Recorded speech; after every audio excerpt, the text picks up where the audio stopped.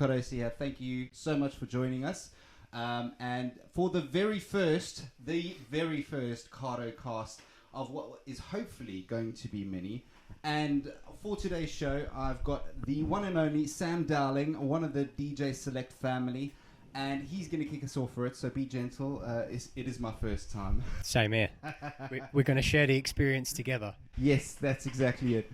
So, for those of you at home, don't forget to like, share, and subscribe, as well as follow. We're going to give you loads of information about Sam and what he's got coming up as well. But right now, it's more just chat, and I've got a few questions for you, actually. But I think the most important question I have to ask is, Sam, how are you? I'm pretty good. I'm all right. Considering the madness and everything that's going on at the minute, I can't complain. Oh, mate, don't even get me started with everything that's happening at the moment. I mean, personally, I don't want to go into the whole COVID malarkey, but, you know, it's really like, I mean, as DJs, I think we have been hardest hit and disproportionately hit more than anybody. Yeah, for sure. Yeah, I completely agree with that.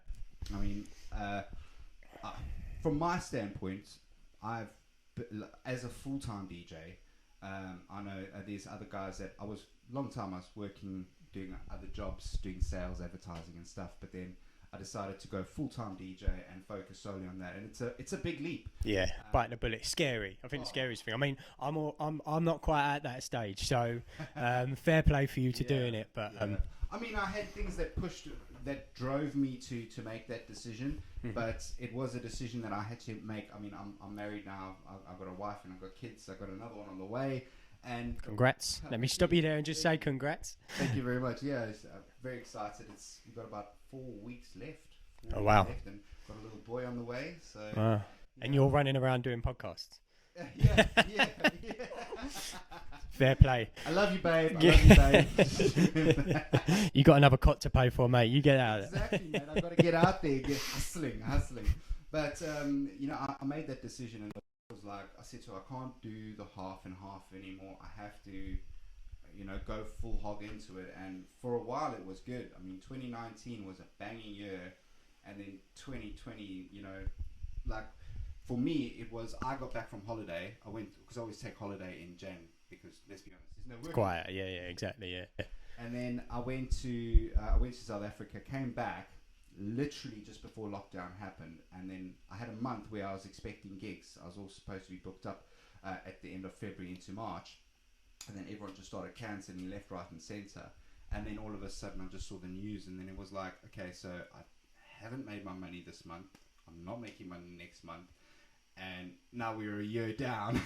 It's like, and as a DJ, let's be honest, you know, it's also hard to show a constant stream of income. So to get that kind of financial support from the government has been like, show us you make. Yeah, of course, yeah. So, you should like, check my Instagram. Yeah, I promise you. I've been doing things. I promise you. Yeah, so I mean, from that standpoint, it's been a bit tough, but I mean. How's it been for you, really? I mean, you were telling me before we came on, you actually got struck down with. Yeah, so it was kind of Christmas time. It was I won't go into all the ins and outs of it, but felt a little bit ropey. I think everyone was still a little bit paranoid when the second strain came, and it was spreading, especially sort of this area and down towards where you are. It was quite intense. So every time you're watching the news, it's like growing and growing, kind of low, because you're only half an hour away from me. So it was like around our area, it was getting stronger and stronger and stronger. Some of the worst affected places in the UK. So everyone's a bit on edge, especially me. Like, and you get a bit of a cough or something you normally wouldn't. You just sort of bat it off as having a bit of a rough day, and I felt a bit rough, and it kind of come on within sort of 12 hours. I had like full fever. And again, I won't go into all of it, but it was a bad time for like a couple of weeks, and it's not nice. It is not nice. Let me ask you. I mean, I've seen a lot of DJs. There's a couple guys. In my mind, I say the last man standing is the man that wins in this whole. This is close. have you thought of packing in as a DJ because of what's happened? No, I haven't. I haven't because I mean, it's not all I do. For it, like, I didn't take the full leap that kind of was in your shoes, where you was like, right, that's it. So I was lucky enough to be able to earn money elsewhere. And I don't think I could physically give it up. I mean, it's like the radio. We're both on the radio station, and I'm sure. Shout out to Select. I'm sure we'll touch more on this later on. But I've been there for a very, very long time, and sometimes it's sometimes not as good as other times, and you think, oh, if I'll jack it in or I'll give it up, but I just think I would miss it too much to give it up. Do you know what I mean? Because it's kind of how you got into it in the first place, right? Probably the same as you. That's it, yeah. I mean, that was actually one of my questions I was going to ask you. I'm always interested to know the backstory as to how DJs got in. I mean, most of the guys are like bedroom DJs and that kind of. So where did you start your love and passion for DJing, and how did you get to that point where you were actually getting paid work? Okay, well, I mean, I guess it's just an infatuation with music, I think, is where it started, like a lot of people. And thinking back, and I've been asked this question a couple of times, the actual time I remember is when I was at school and we had a Walkman. So yeah, a Walkman. I'm that old. Yeah, not a CD man or anything like that. I had the tapes, and I used to wind them with a pencil, mate. So that's it. So you know the crack, and it kind of started from I was fascinated by the music, and I used to buy the tape packs of the raves, right? So it was like garage, jungle, drum and bass, all that sort of thing. And I remember listening to the tape packs, and I'd walk around school or whenever, just constantly listen to them. I used to lie in bed, go and sleep, listen to. And I remember, I think it was a Skibber and Shabba set, SAS, and I can't remember the DJ, but I remember them toing and froing, and them stopping, and the crowd going mental when a track dropped. And I just remember thinking, wow, that sounds epic. I want to be there. I want to do that. How do I get to that point? Exactly, because it made my hairs stand up on the back of my neck, and all I was doing was listening to a cassette, right? So that was kind of the thing, and I was like, right. And then I started looking into the DJs and what do they do and how do they do it. And you're one of those guys like me standing at the DJ box, like. Well, I wasn't even old enough, so I'm talking like, must be like 12 years old, 13, like really, really young. So I'm way off getting in there. So I was like, right, well, how do I do? And then that sort of spurred me on to, right, I need to save up some money. I need to get some turntables. Do you know what I mean? And that is probably like the earliest memory. And then, I mean, I could talk about this for hours and hours. You know, I could go off down all sorts of wormholes. But then I got some decks, and then record collection. What was the first decks you got? Mine were Gemini PT 1000s. That's pretty good, mate. They were right. First set. For my first set. Oh Jesus, mate! I was on Citronics. Oh, was ya? Yeah. Skytech. I remember going into because I didn't know nothing about it, so I'm like, where do I go? Yeah. Somewhere that sells audio equipment, and it was Richer Sounds in Bromley. I remember, and they had all their amplifiers, and on top they had 2 sound labs with like a little 2-channel mixer, and I was like, that's the first time I've seen a pair of decks in real life. Yeah. So I'm like, right, yeah, I need to be able to afford something like this. Yeah. So just wash cars, cut grass, doing the sort of standard stuff you do when you're that age, and saved up. Got the decks finally, eventually, and then just started record collecting, and then nice. and then it sort of just escalated, really, built up into managed to get sort of local clubs when I was old enough. I was my first residency when I was 17. Was my first ever paid gig, and it was warming up for a guy who did a Friday night in a local club, and I used to get, I think it was like 30 quid for 2 hours, and I was like, this is brilliant, 30 quid, I'm getting paid to play music. No one was in the club. It was fucking empty. Do you know what I mean? No one was in the club. It was the glass cleaners and the door staff, and that was it. And then I bet you were trying to get the glass cleaners and the door staff jamming. Mate, 100%, 100%. Yeah, and I loved it. And then that was kind of like my first paid gig. And after 6 months, I got approached by the manager, and they said, you're underage. You're not being out. You can't be resident no more. You can't be resident no more. And I was like, that's it. It's my dream crushed. Oh. And it was back in the day of, you know, when you used to be able to blag your ID. I mean, now it's like passport, driving license. That's it. Yeah. I went up to the club with my dad and forged my birth certificate on paint. And he come up with me and went, look, this is his real age. And she went, okay, I believe you. And I managed to get back in and keep the residency. And then I had a residency there for 3 years. That's fantastic. Yeah. That's fantastic. I mean, similar, my mom had to write a letter because in South Africa, you're not allowed, obviously you're not allowed to be under 18 in a place that serves alcohol. Gotcha. But I started off as a glass collector. Okay. I worked my way into DJing, and my mom had to write the letter to say that I was allowed to be in an over 18s venue being 16. Right. Yeah. And then that's how I was able to get in, and then they left me to it, and then I got already. So yeah, I think it's like, especially when like back when we were sort of that age, the stamp of approval from the parents had a bit of authority about it. Because mine was actually, the reason I got the gig was the guy I was warming up for did my mum and dad's birthday party at Marquee in their garden. Oh, and he and true story, these are his 1210s. that is a true, and I never even thought about that until just now. He had set up, and I was like, oh, can I have a go? Because I had my record collection. He'd set up like you do, like you set up early, like a couple of hours before. Proper vinyl as well. He come with vinyl in a flight case, 2 Denon CDJ, well not CDJs, they were CD players with like a rack, like so you had 2 trays that come out with 2 tiny little jog wheels on a separate rack. And that was like, and that's what I learned how to DJ digitally on. Yeah. Mine was the same. I don't know what model they are. Yeah, tiny little things, but you couldn't even spin it. You could only pitch bend it almost. Yeah.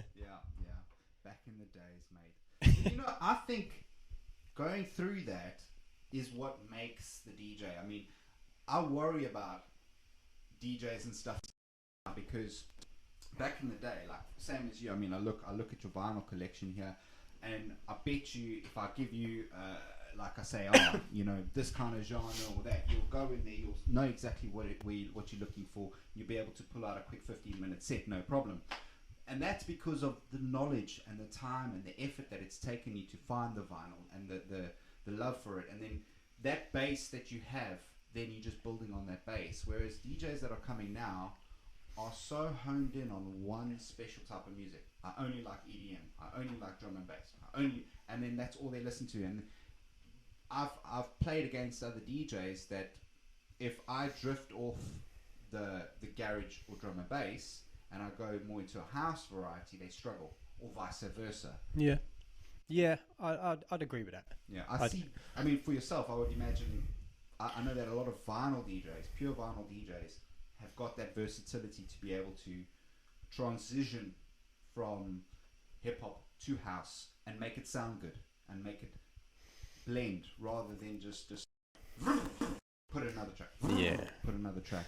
Yeah, I do agree with that massively, but I do also think on the flip side to that some of the technology is so advanced now because there is a limit to what you can do on 2 CDJs. I mean, obviously now with like Tractor and Serato, 2 turntables back then, but now that they have got the kind of like the tools, if you like, to be so much more creative.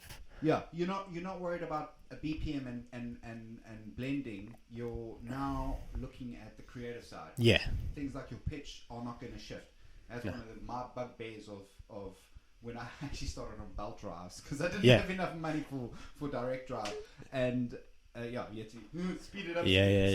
Slow down. But when I got onto CDJs, I kind of had the 100Ss. Right. And, mate, I was like, yes, zip and jet, here we go. Got my effects. And, it did take off from that point. But, I don't know, I see other generations come in. And what has happened to DJ competitions? Like, but you mean like scratch competitions? Or just DJ competitions in general? Like loads. Yeah, there was loads. I think the massive one as well was the Corona one that I remember every year. I went to a few of them. Yeah, I know what you mean. I went through a phase where I was like, because I came to the UK, I come from South Africa, and I went through a phase where I said, right, if people need to know me, I need to enter every single DJ competition that I can find. Yeah. And just play it. And funny enough, do you remember the Bromleys? The Bromleys? Yeah, it used to be across the road from that school. Oh, I know. No, I know. Yeah, it was called Yeah, I know exactly where it is. It used to be the Bell and then changed to Bromley. Opposite Walkabout. And yeah. So yeah, I remember. I had an orange sign. Yeah, back then, they actually had a DJ competition. Okay. And that was the first competition that I went for. And I went through a spate because Kiss FM had one, Corona. I didn't make the Corona one. Kiss FM had one, and they had Rafiq and Swerve. All right. Yeah. As the judges for the competition. That must have been a bit nerve-wracking. Mate, it was at Blue Water. Oh, really? It was in Blue Water. What, in the shopping centre?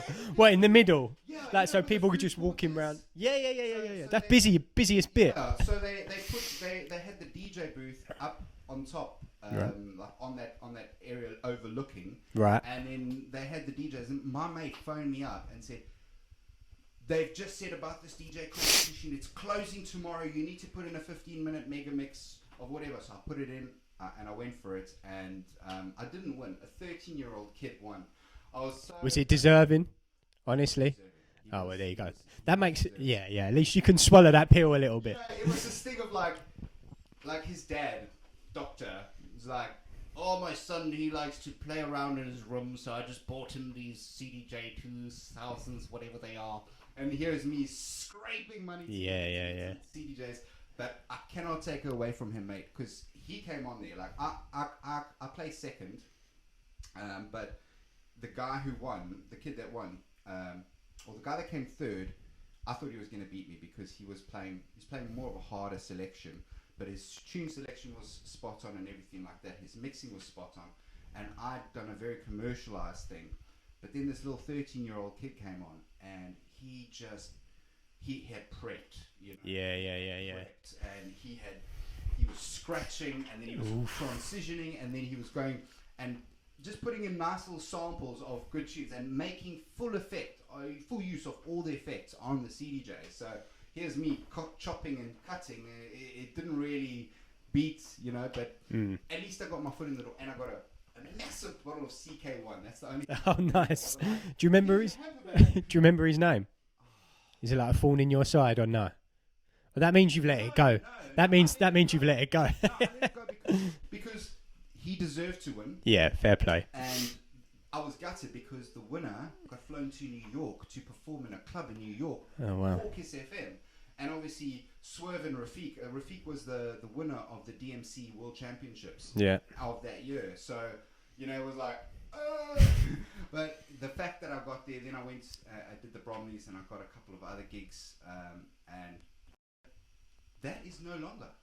No, that's true. Do you know what? I never even thought about it until you said that, because you did used to see them everywhere. And even if you wasn't like, because I've never entered one, but I've been to a lot. They're good fun. Yeah. Because people are out there like, I'm not saying that people don't do that when they DJ anyway, but they're out there trying to prove themselves, right? So they're gonna, like that 13-year-old, they're gonna bring it hard sometimes.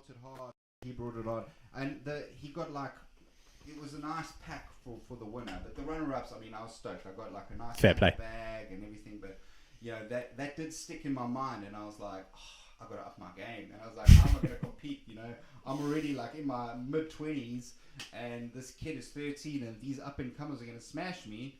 And I thought, no. Tune selection. I've still got it with tune selection. Personally, I think that's what makes a DJ. 80% of a DJ. Yeah, 100%. And like touching on what you said, being able to adapt. Because, you know, as a DJ, you might be playing and it might not go down. You could plan the best set ever, and then the vibe could change in that room or in that crowd, or something could happen, or anything. Yeah. And then you've got to try, and you could start losing them a little bit to try and adapt to keep them in the room and communicating with you. Yeah. Almost. Yeah. Have you done much live streaming though? No, I mean the first lockdown, did a few, but I haven't done bundles. I probably like 3. I think. The reason I asked was because of that exact point. How do you like? Engage. I miss that engagement, mate. I miss that.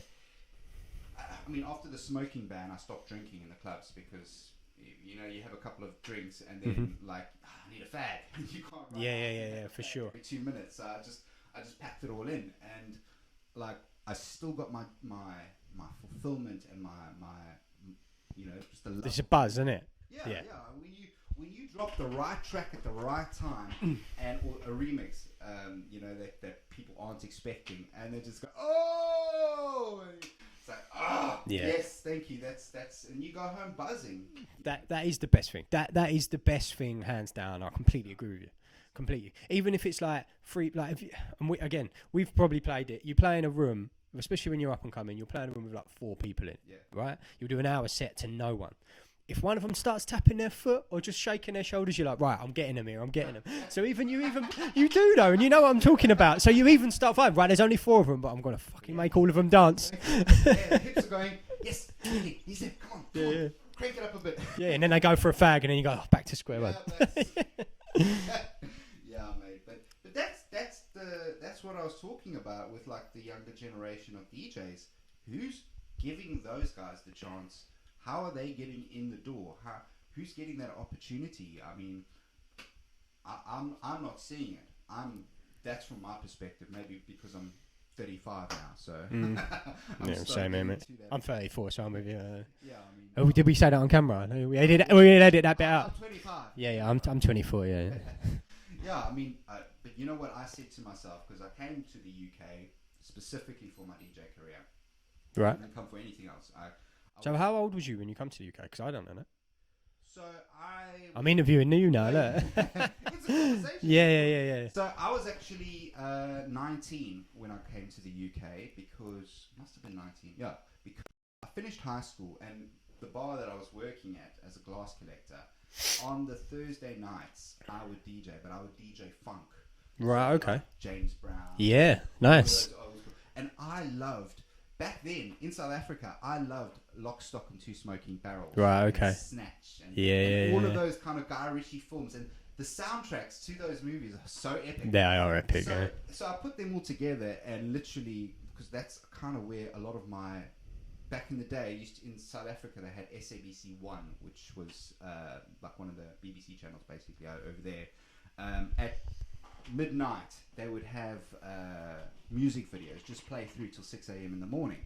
So I used to sit and wait for the music video to come up, and then push record on the VCR, and then make whole tapes just of my favorite songs. I mean, Tom Novi, Superstar, that track, I can't believe it hasn't even done better. It should do better, and I want to do a remix of it, because that was one of my first videos that I recorded.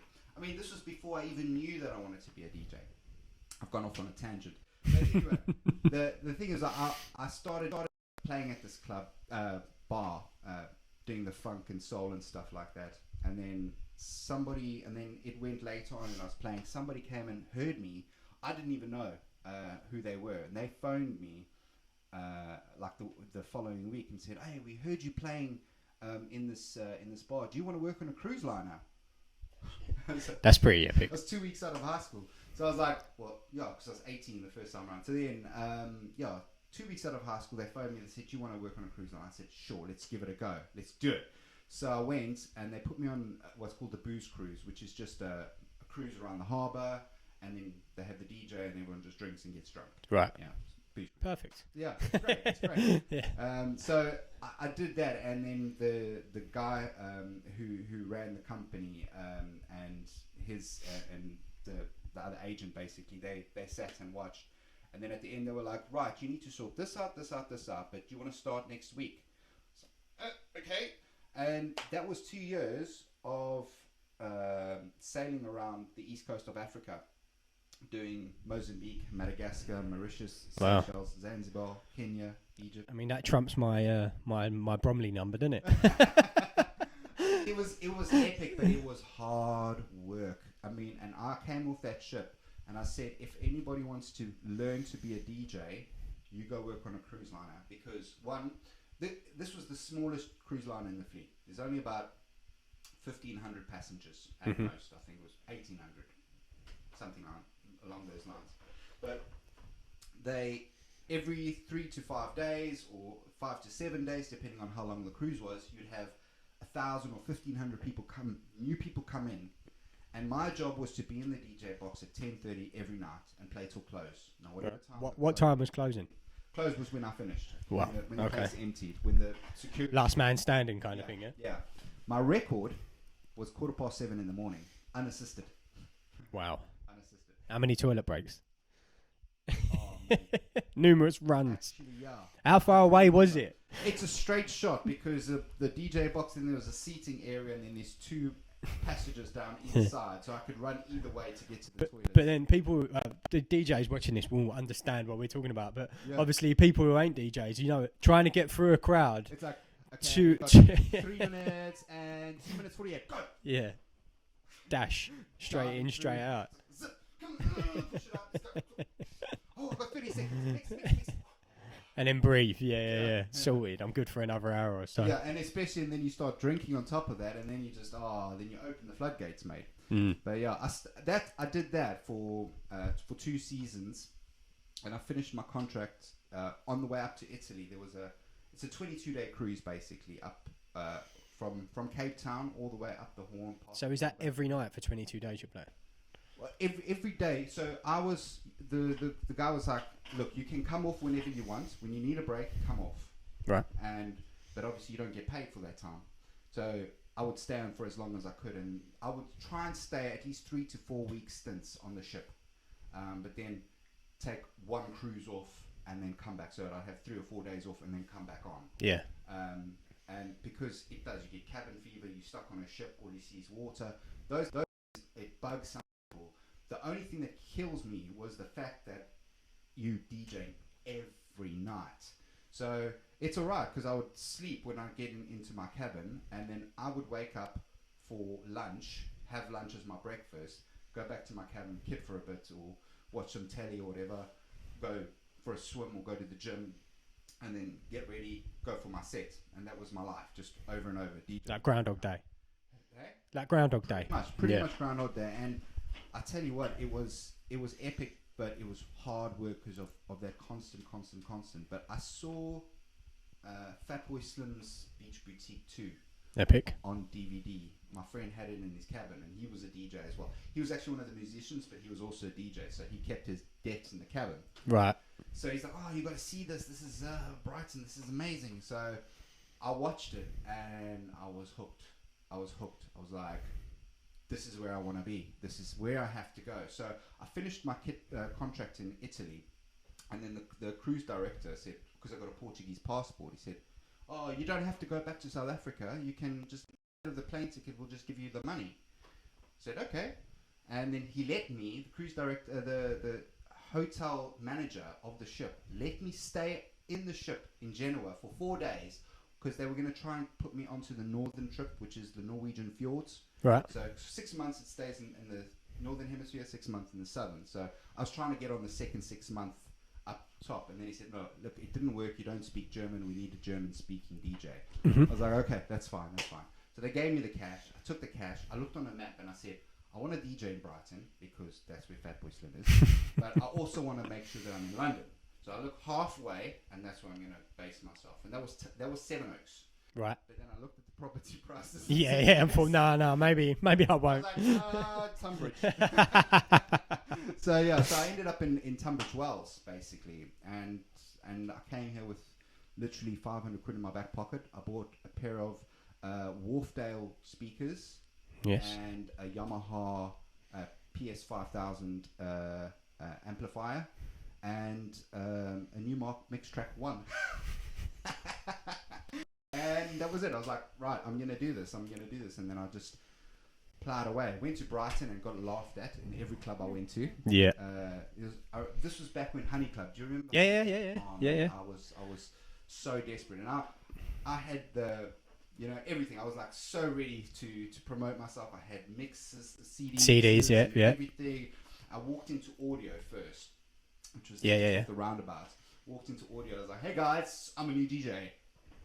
Can I get a set? Not cool enough for it. And they were like, no mate, no, we don't need any. Thanks. And then out the door I went, and then I went to Honey Club, and I said, can I speak to the manager? Manager came out, didn't even look at me, and I said, hey mate, I'm a DJ. Just wanted to get in touch with you guys, and didn't even look at me, just went, market saturated, mate. Market saturated. I was like, thanks. Killer. Yeah, there's no comeback to that. All right, I'll turn around and... So basically, I walked out very despondent. So then I walked to the local bar in Tunbridge Wells that I was at. I was like, I've got to give this one more try. Walked into the bar, I was like, I'm going to double the amount of people you have in your venue if you let me DJ here. And he was like, haha, that's funny. Let's give it a try. Okay. Oh, really? I was like, okay. So then he gave me every second Thursday. And then from there... You build yourself up, yeah. And then I got into pitching piano and all that. And then the rest, basically. So, and it just grew and grew and grew. Yeah, but yeah. I've been here... I got here in 2007. So 13 years? 14 years? 14 years. 14 years. Yeah. But that's a long time. I'm literally chasing the dream. Literally chasing the dream. Still. Yeah. Tell me about it, mate. Tell me about it. When you can sit back and all you do is just play sets to thousands of people.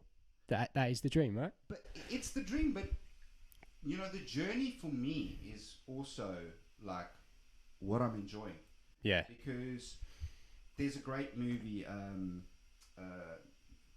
Howard Stern, Private Parts. Have you watched that? No. Howard Stern was an American radio DJ. Yeah, I know he is. Yeah. And it's the story of his life. Right, okay. Because it's like the late night radio show, like a bit taboo. Yeah. Like, He made it mainstream, and that's where what's the guy that was on the breakfast show that absolutely killed it? He was Moyles. Chris Moyles. Yeah, it's kind of like Chris Moyles is a replica of what he used to do, what Howard Stern used to do, and. Like, I watched that movie and I was like, that's exactly it. Because it shows his whole life and it shows his progression. And it made me feel better not to go, oh, my name isn't in lights. And it's like, well, that's not what it's all about. It's, for me, I still get, the bulk of my work is weddings. You know? I want to be playing with big names, you know, playing for Defected and stuff like that. But at the same time, I'm jamming in front of a crowd of 60 to 80 people that are giving it and going, we love you, yeah, you know. That had nothing to do with the free wine that they had on the table, no. You know, gone are those days, mate. Gone are those days. No, I know. I completely understand what you're saying, and it goes back to that 4 people in the corner wiggling their foot. It's still you get a buzz from people enjoying themselves because of what you're doing as well. And I think one of the hindrances. I was speaking to a mate of mine. I don't want to name drop. But Tim Cullen, and we were talking about it and trying to break through and all those things. And he was saying, you know, he sees the mistakes because I'm not one of these people that dresses like a DJ is supposed to dress. Like Chelsea, have you seen Chelsea sing? Yeah. Select? Yeah. He rocked up to my house the one day. I got him. He graciously let us have one of his tracks to go onto Marauder Records, and so he came round, and he's a character, isn't he? Yeah. He pulls up in this ride that like no one has ever seen. It's like the best kitted out car. People actually came out to take photos of it. It was looking that good, and his shoes, and he's just looking like a proper DJ. And I rock up to a gig, and I've got like my crappy jeans, you know, and I'm wearing like a normal shirt. So on that side of things, I don't try enough, should I say? Because I'm not trying to push that persona. I'm just am who I am. Yeah, but if you look at, I mean, there are some characters out there, obviously, that are like that in all walks of life. But if you look at, and from a DJ perspective, the best DJs, you wouldn't either like maybe recognise in a crowd or stand out from a crowd at least. Do you know what I mean? Yeah. And they are quite introvert, which Johnny is Negro. Yeah. Negro. You wouldn't need no. Past you. Hey, Dave. Yeah. That's it. Yeah, exactly. So I kind of feel like it works for some people. Other people it doesn't. But I don't think that that's something you should think.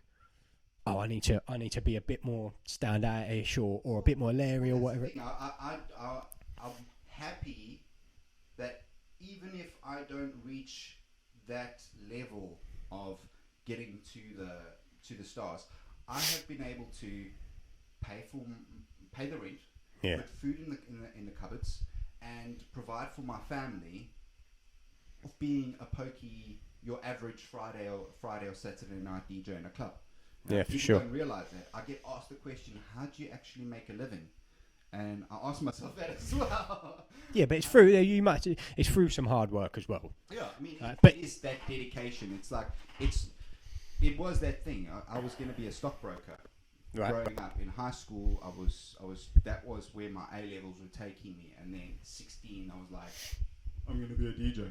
You know, because I'd seen it before. I'd seen it at a younger age, and then only it clicked when I was 16. Because a friend of mine, Matt Odie, he's also a big DJ in South Africa. Shout out, Matt.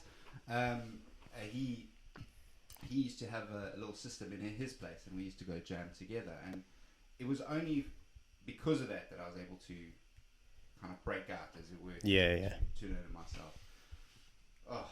Where was I? I lost. No. We end up getting. That's what I said. We get lost down wormholes that we don't even realise. No, that's the whole point. I mean, why I wanted to create this was because, one, I think DJs can learn a lot from each other. I mean, you come from. That's why I was also more interested to learn about your background and where you come from, because yourself and like Ollie Weeks, you've got more of like that London grimy sound to the mixes that you do, which I don't have, and I love that. Yeah, that's what I love about different DJs is there's something for everyone, and there's something that you can learn from everyone. Yeah, it's like different flavours, isn't it? Everyone's got slightly different in their own way. All right, they're mixing two tracks, but and I guess that a lot of that comes from what got me into the music originally, and probably what I still love. I mean, it wasn't until I grew up on garage and love garage, and that's probably more, and even drum and bass really is a lot. Like when you're talking about that sort of sound, there's a lot of like chopping and quick mixing, maybe over like a slow blend where you'd fade, which is kind of, I suppose, stereotypically house. Would you say that? It's I don't know, but it's probably just from, like you said, the roots, like growing up and you've paved the way that you are, like that you've paved the way to sort of led you to where you are. So when you look, and it isn't until you do something like that you actually look back, a bit like the Dex thing. I was like, oh yeah, actually this bloke, I bought them off this guy. Do you know what I mean? And you kind of forget, because you're constantly looking forward and trying to push, and with the radio, and you're thinking, oh, what about next week, that you don't really reflect on, oh, actually I've done this and I've done that, and that's the point. That's the point I was trying to make, is that looking and enjoying the present. I mean, I'm looking at your setup here, and I have to say I'm extremely jealous, because I haven't reached the stage of the CDJ 2000s yet, and I was very tempted now. I was actually looking at the finance options on the 3000s, because I was like, it's a killer, and like I was telling you before, this was kind of a lockdown project, so these were in storage. I had probably, I'd say, up until must have been about 12 months ago, just before lockdown actually happened, I had the 2000s, not the Nexuses, but the first time. Yeah. In fact, I bought them, and a week later the Nexuses come out, because you don't get any sort of inkling with Pioneer that it's coming out, right? And I went from the 1000s with like without the waveform and all that, which you probably know well. And then I bought the 2000s, which was like a massive step up. Then they brought out the Nexus. And then I was kind of at a point where I was like, something's got to be coming soon from Pioneer. And these aren't going to be worth anything when they do you know? Because like they're a bit like a phone. The next one comes out and it drops in value. Next one comes out. So I'm like, oh, what do I do? And luckily enough, I found a pair. They're actually secondhand. They were a year old. And it's parting with that. But I was like, right, got rid of the old ones, and like, right, I'll do it.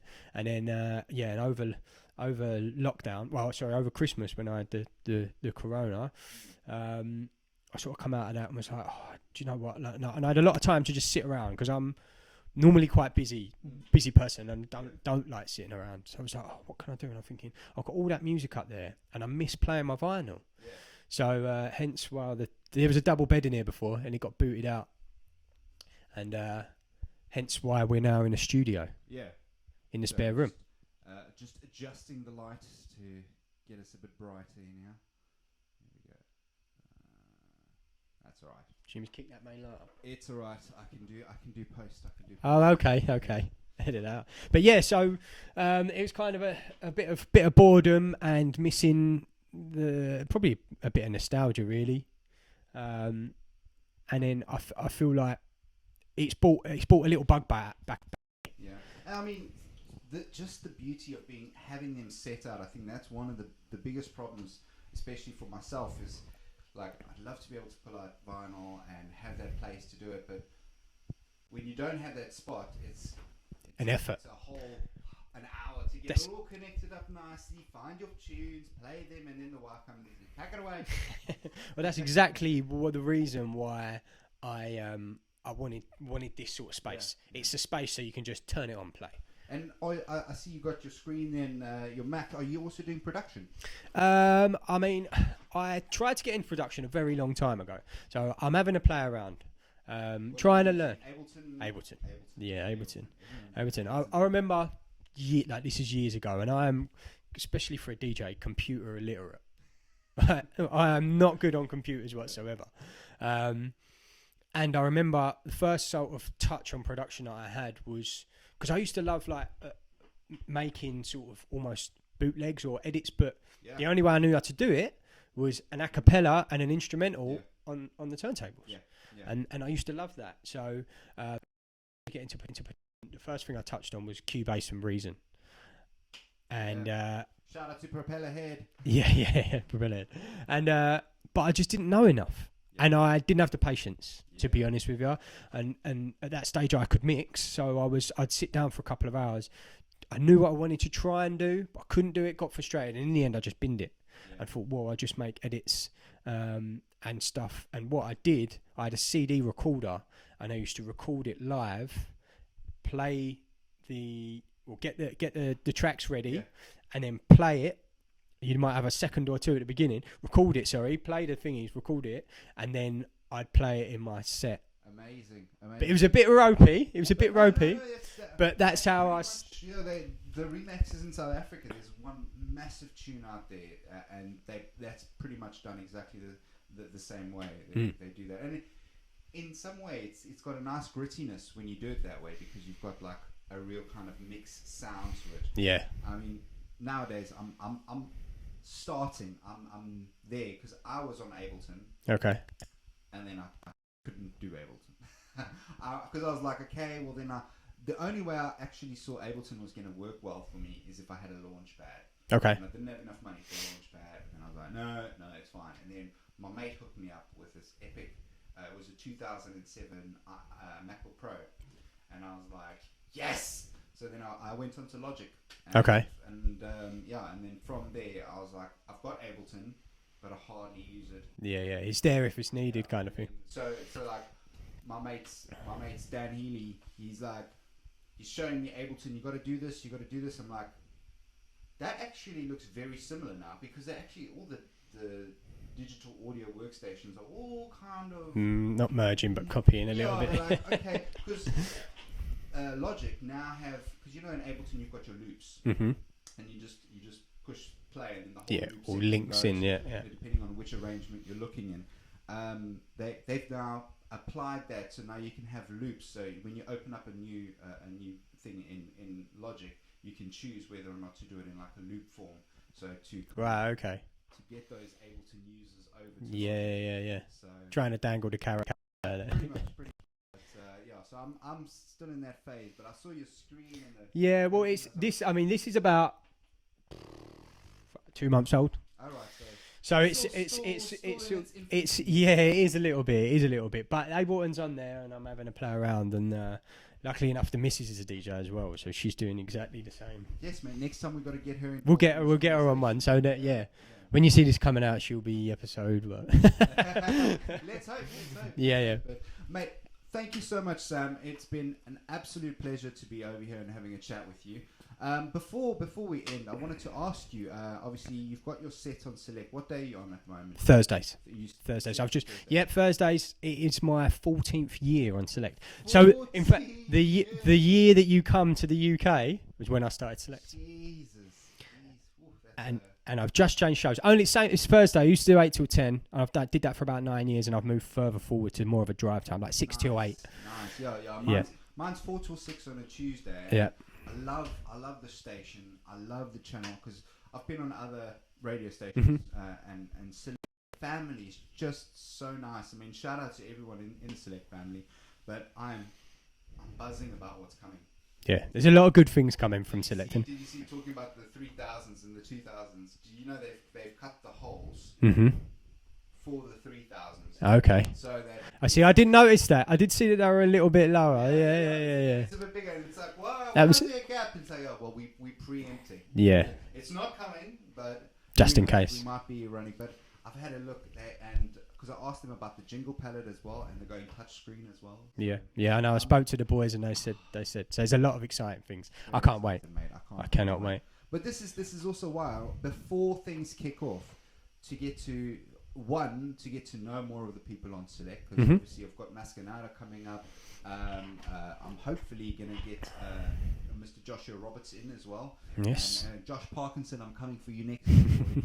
But yeah, all the Joshies. Hey? All the Joshies. All the Joshes. Yeah, hopefully, this will be something that we can carry forward. But it's just really, like I say, it's really nice just to be able to have a chat with DJs and get to have a face-to-face. Because the only time most of the DJs get to talk is when they're, all right, mate. Handing over. Can you cover a gig for me? Or, yeah. Mate, enjoy your set. I'll see you later. And it's like, we'll have a pint, after the set, and then, it's never that kind of actual enjoyable, like, sit down and chat. Yeah, of course. So thank you so much. No props. Have you got anything else coming up in the near future? Couple of bookings coming in now. The old band's looks like it's being lifted. I don't want to say that because people might be watching this in a couple of months' time going, yeah, he was wrong. He was wrong. I got a few gigs. So what have we got coming up? The first one is our Ibiza brunch party. Ibiza Classics brunch with Alex P and Danny Clockwork at McQueen in Shoreditch. Or Q. It's called Q now. Yes. Yeah. Highfields Festival on the 3rd and 4th of July. If all being well, it's by Cambridge. And they're actually releasing their lineup, their full lineup Easter weekend. But shout out to Zest. I'm playing on the Zest stage. I've got to shout those guys out. One of my residencies. And then Motion the week after, which is the 10th of July. It's all right. Down in Maidstone. Down near you. Oh, I'm going to have to come over. Yeah, you'll have to get involved. So we finally went for that pint. Yes, that sounds like our plan, man. I'm very looking forward to it, and I'm also looking forward to hopefully a summer. Yeah, man. And just being able to get out of the house. Yes. And mix with other people fully without a full social distance. Being able to cuddle your nan. Yeah. Well, this is the thing. I mean, at the end of the day, we've done the hard part. Yes. We just need to get through the last bit, and then hopefully we're going to hit it hard. And there's also, I shouldn't say it, but there may be the possibility of a Select Fest. Yes. Fingers crossed. I've been poking the bear, saying, hey. And you're not getting a no. That's it. That's the main thing, isn't it? I do a festival called Al Fresco Festival. Okay. Which is down in Kent. Well, I say I do it. I'm part of it.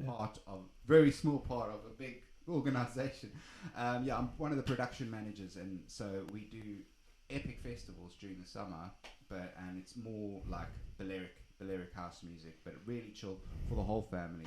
Yeah. So hopefully that's going ahead in August. So you can actually, if you guys are interested in any of the details that we've been talking about, I am going to put a full description in the chat below, in the description below of this video, with all the links, so you can actually see more of Sam Dowling's set times, where he's going to be playing, and then also myself, and then looking forward to Select. So Sam, thank you so much. No problems. Thanks for having me on. And it's number one, right? So I get to start number one. It's going to say Cardo Cast 001. I'm stealing that from old Joe Rogan. Give it a couple of years, you'll be there. And hopefully I'll be on to triple digits by a few years' time.